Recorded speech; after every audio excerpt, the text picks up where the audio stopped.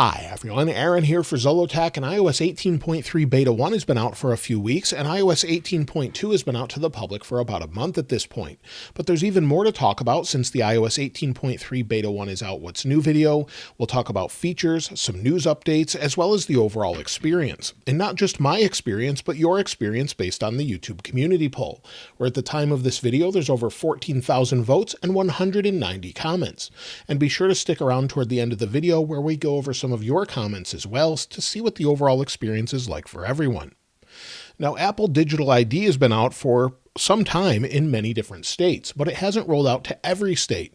It hasn't rolled out to any other countries other than the United States, but it looks like there are 7 more states committed to bringing digital ID in the near future. It looks like we're going to get them from Montana, West Virginia, Connecticut, Kentucky, Mississippi, Oklahoma, and Utah very soon, hopefully sometime this year. And it also looks like recently North Carolina signed on, as digital ID should take place around June or July at this point. So we could see many more states sign on. And you can access that by going into your wallet, and within your wallet you'll see driver's license and state ID, and you'll see the different options here. So not a whole lot just yet. Hopefully we'll see them in additional countries and maybe some other states as well very soon. Apple's opening a new store in China, and they have new wallpapers to go along with it. Apple actually posted this on their website, and you can download the wallpapers here. So if you want to view them, this is what it looks like, and you can install those. I'll put those in the description if you want to try them out for yourself.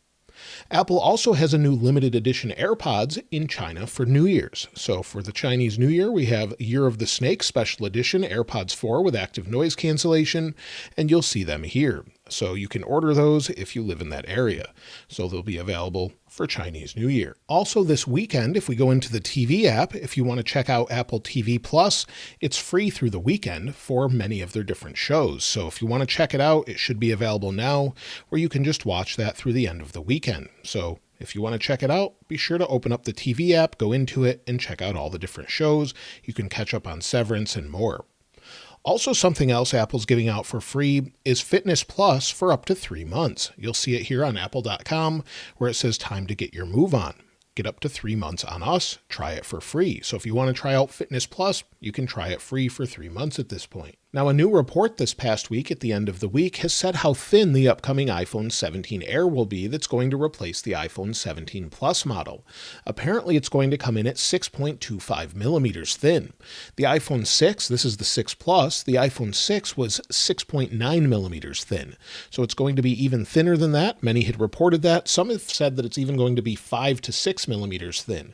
But either way, it's going to be thinner than the iPhone 6 model, which is thinner than this 6 Plus. So side by side with the 16 Pro Max, it's incredibly thin. If you pick one of these up with the curved edges, it feels like an incredibly thin device.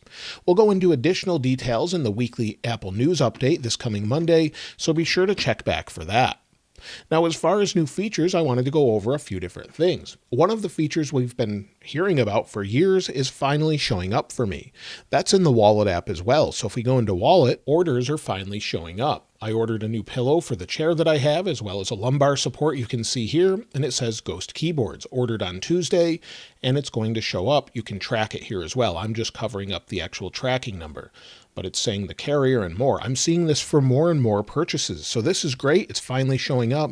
Let me know if it's showing for you now in the Wallet app if you've used it. Now, something new with iOS 18.3 Beta 1 has to do with voicemail. So if a phone call is incoming, when a call is being placed and it's a number you're not familiar with, in the upper left, you'll now have a block option. So you can tap on block and it should block it. And you can hear that from the phone next to me actually coming through voicemail now. So that gives you an idea of how this works if you've never seen that before. But in the upper left, we should have a block option for an unknown number. And you'll see we even get the little message here at the top that tells me right away after the voicemail's been left. So that's always a nice feature. Of course, we've had voice transcription for iPhone for voicemail for quite some time though. As far as other features, well, the only thing we saw with Beta 1 is just a couple small changes. So if we go back into accessibility, go down to where we have camera control on the iPhone 16 models. We now have the dark mode icon. We also have robot vacuum support in the Home app. So if you're using the Home app and you have a robot vacuum, it should be supported in here if the apps from the robot manufacturers have been updated. But Beta 2 could bring some new emoji. In fact, we know what they're sort of going to look like from the actual Unicode consortium that comes up with the emoji. So on unicode.org, the Unicode consortium comes up with the different emoji that we can expect next. This is not something Apple does, they just comply with this. So Android will add these, Apple will add these to their operating systems, Windows will add this, and you'll see the next ones here. Face with bags under eyes, fingerprint, leafless tree, root vegetable, harp, shovel, splatter, and maybe some others as well. But Apple will hopefully update these very soon just to comply with that, but we do have Genmoji as well.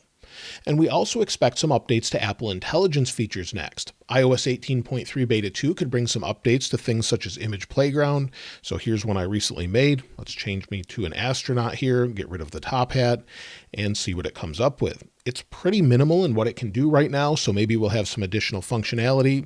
And we're also expecting some changes in the way that we can see things such as sketches and more. So this is something that is okay, but I haven't really used it very much. So let me know if you use Image Playground in the comments below.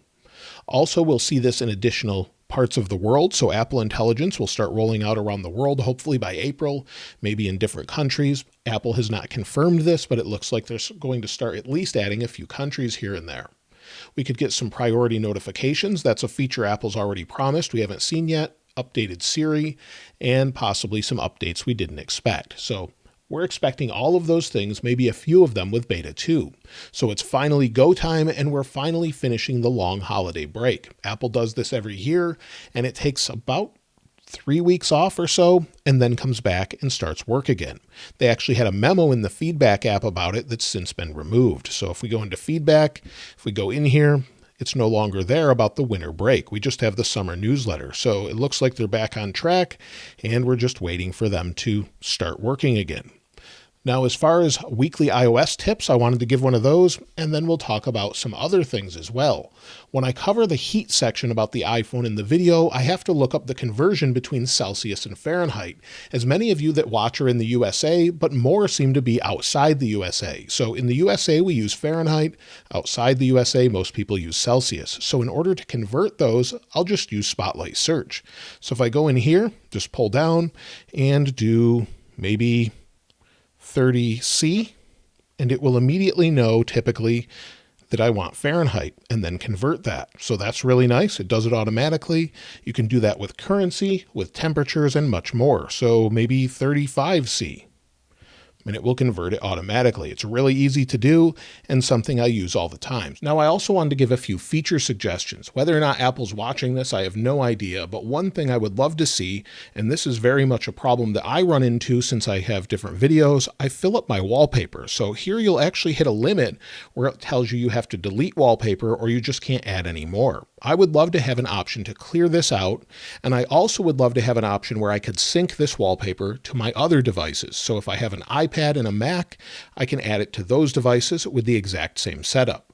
Lastly, for wallpaper, I would love to see them update it so I can just swap out the wallpaper here and not have to change the icons every single time. I don't want to have to go in every single time you change the wallpaper. You have to go to Edit, Customize, change the wallpaper icons or the icons from light to dark mode, change the background. And that's not a huge deal, but it's just something that I think you should be able to swap out the wallpaper. So a few different suggestions there, and I wonder what you think of them in the comments below. Now, as I've mentioned before, Apple is no longer signing iOS 18.1.1. That means you can no longer downgrade to that version. Instead, we only have the option for iOS 18.2. We know iOS 18.2.1 is in the works, and I would expect it this coming Monday. Mac Rumors actually shows it in their analytics on their website. It's in use, and we're ready for it to launch at this point. So on the 6th or 7th maybe is when I would expect it, and I also expect iOS 18.3 Beta 2 to release this week as well. So maybe Tuesday or Wednesday, they could do them on the same day, but typically they'll spread them out. So maybe we'll have a public release on Monday, like we do in the past usually, or Tuesday or Wednesday. But either way, expect some sort of update as Apple is back to work. Also, iOS 18.3 Beta 3 could be the following week, or it could be 2 weeks out. We don't know 100% at this point, but I would expect iOS 18.3 to release maybe at the end of January or early February. That's kind of what we had last year, and then of course Apple will move on to iOS 18.4. iOS 19 is already being worked on, and we know that, and it's going to be pretty slim as far as the overall features we think. But there is one thing I wanted to share with you, as 9to5Mac actually posted someone that made sort of an early concept of what they think it could look like. So if we go to the website, now I'll link this in the description below so you can check it out if you want to, but the iOS 19 concept imagines lock screen stickers, a clever flick feature, and more. So be sure to check this out. I don't want to spoil it for you, but check it out and let me know what you think of it in the comments as well. Now, as far as the overall experience, well, at this point, iOS 17.7.2 is going well. Many people are very happy with it, so I'm not really hearing anything negative, but unfortunately we have no way to downgrade to that version. And iOS 18.2 really still has mixed reviews. It depends who you ask. Some people say it's great, others say it's not. Some people say it has great battery life or the same battery life, others say it doesn't. It really depends on your overall setup, the apps you use, and more. So it's really hit or miss depending on who you ask. However, we have heard that touch bugs seem to be gone, which is great, but the camera is going black for some people now. So if you go into camera, sometimes it's slow or it's just a black screen, swipe out, go back in, and then it works again. I'm also hearing more and more that apps are freezing and sometimes just slow and you need to relaunch them. However, what seems to fix all of this is just a hard reboot. So press volume up, volume down, press and hold the power sleep wake button until the phone reboots and let go. That will just sort of dump the memory and then start the phone up again and typically clear those issues. The same is true on iOS 18.3 Beta 1. I mentioned in the first weekend follow-up, just a few days after using it, that messages really slowed down for some reason. I rebooted it, did a hard reboot, and I haven't experienced that since in a couple weeks. So it's much better. I'm not sure what was causing that, but there are some odd bugs from time to time. Now, it is generally fast overall, which is great, but again, it has similar bugs to what iOS 18.2 does with slow app opening. There's some odd things with notifications from time to time. On my lock screen, sometimes they'll just stick up here for some reason. You'll see the icons here for the same exact app are mismatched from light mode to dark mode. Not a big deal, but definitely something odd. And I've had some more Bluetooth disconnects with CarPlay in my car. So using it with a BMW, it just sort of drops, and then I have to go back into settings, go to Bluetooth, and it reconnects. Other than that, though, I really haven't had too many issues with iOS 18.3, and my family running iOS 18.2 hasn't had any issues. When it comes to overall battery life, I've been using this iOS 18.3 Beta 1 full time, so let's take a look. We'll go into battery health, and you'll see I have 93 cycles with 100% capacity. So overall, pretty good so far. Not as many cycles maybe as the same time last year, but I still am at 100%. I wasn't at 100% last year with the iPhone 15 Pro Max, so that's great news, and you can see additional details with Coconut Battery here. As far as overall battery life, well, yesterday I had 3 hours and 44 minutes of screen active time, 5 hours and 24 minutes of screen idle time, and used 90% of my battery. However, I don't know if that's accurate, as I'm down to 48%, and you'll see here that it was last charged the other day. So it was charged a little bit to transfer some data, but if we go back a couple days, you'll see it really varies from day to day. In fact, I don't think that this is that accurate. In fact, this day I used 60% of my battery and had 5 hours and 30 minutes of screen active time. And recently deleted apps was using the battery. So something odd is going on here, but it is an early beta. As far as overall performance, well, it's generally smooth other than what I mentioned already. A reboot fixes it, and you'll see as I scroll through, it seems to be nice and smooth in general. When it comes to ProMotion, it's still staying nice and smooth. If it's not, a hard reboot fixes it. So opening apps, opening the camera seems to be no issue. Now we have a black camera. So now, of course, during this video, I get it on iOS 18.3 Beta 1. It took a moment and then it worked. So again, some odd bugs from time to time. But again, it's an early beta and you should report that in feedback if you have it. But generally using it, it's pretty smooth for the most part, other than what I already mentioned. When it comes to the overall heat, well, it's still staying nice and cool for me from day-to-day use. Let's go ahead and take a look quickly. And on the iPhone 16 Pro Max running iOS 18.3 Beta 1, we're at about 32 degrees Celsius. On the 16 Pro Max running iOS 18.2, it's not really been used much. We're at 26.4 4 degrees Celsius is the highest I've seen. Staying nice and cool overall, and again, some people are not going to have the same experience, but for me, it's staying nice and cool with just general use. As far as benchmarks, I did run them again on all these devices, so let's go ahead and take a look. From left to right, we have the M4 iPad Pro 13-inch running iPadOS 18.3 Beta 1, then the iPhone 16 Pro Max running iOS 18.2, the iPhone 11 running iOS 18.3 Beta 1, and also we're running iOS 18.3 Beta 1 on the iPhone 16 Pro Max. We have the highest scores on the iPhone 16 Pro Max with the latest beta, with 3,529 for single-core, 8,649 for multi-core. So it's doing the best out of the others as far as the iPhones go, but we have good scores overall, and in general, they're not as high as we've seen before, but well within the margin of error. The other two phones here in the middle were just booted up, so maybe they're a little bit lower for that reason, since they may still be processing something. As far as what you had to say about the overall experience, let's go ahead and take a look at some of your comments. Midnight Pulse 1 said, running iOS 18.2 on my 16 Pro Max, and my phone has been so laggy lately it's driving me crazy. I had my phone replaced previously during 18.1 for the same issues, and that didn't help at all. Really disappointing. Ron Kronovich 9095 said, 18.2 running mostly well on my 15 Pro Max. Battery life is usually good, a few glitches here and there, but no real showstoppers. Looking forward to iOS 18.2.1 and iOS 18.3, more for bug fixes than new features. iPadOS 18.2 also running well on my M4 iPad Pro. Omni the Alchemist says, iOS 18.3 Public Beta 1 is the best version of iOS 18 yet, on my 14 Pro Max. Noel Martinez Jr. 3864 says, thank you ZT for making great videos. Thanks for that. Honestly, the 18.2 update has been out for quite some time. Depending when you're watching this video, it's been very buggy and glitchy a lot lately, and hopefully 18.3 will fix the problem. iPhone 16 Pro Max user. Dennis Kolakov 7224 said, iOS 18.2 here on the 16 Pro Max. Battery life is better than the last version of iOS. That's the only positive thing I can say. Some apps are not working as it should, Face ID is terrible, sometimes my screen just freezes and I can't do anything for 5 seconds.